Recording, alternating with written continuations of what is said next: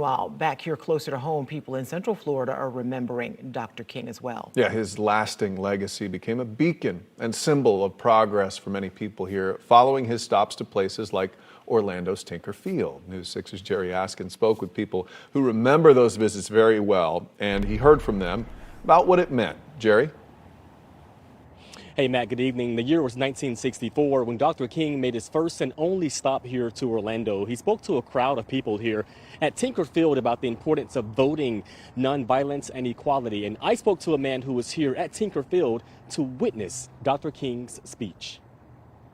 It was rough, but we kept hope alive. I met 91-year-old Ezzy Thomas at his Orlando home as he reflects and remembers firsthand the civil rights movement and the segregation and injustice, he says, even right here in Central Florida. I was called all kinds of names and asked me to get to the back, get behind the line. He said he still remembers riding in the back of the bus and drinking from what used to be called colored water fountains. Well, I didn't see an end at that time, but I knew that things would get better. Thomas says he was in his 30s back in March of 1964 when he got to meet Dr. Martin Luther King Jr. when King spoke to a crowd of people at then Tinker Field, now known as Camping World Stadium.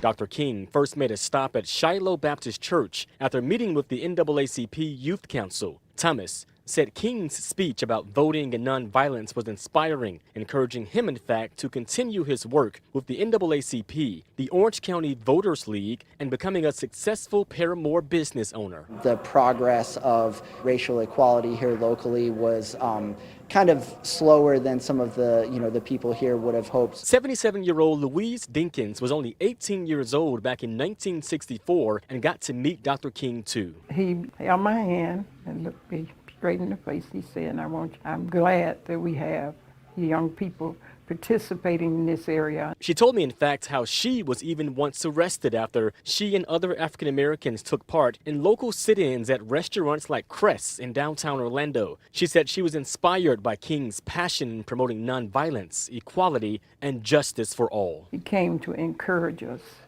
to stay strong and to give us strength. What's his name? George Floyd! The recent protests sparked in 2020 nationwide and even right here in Central Florida after George Floyd was killed, many say, were inspiring. But the fight continues. Do you feel like we've reached justice, or is there still a long way to go? We got a ways to go.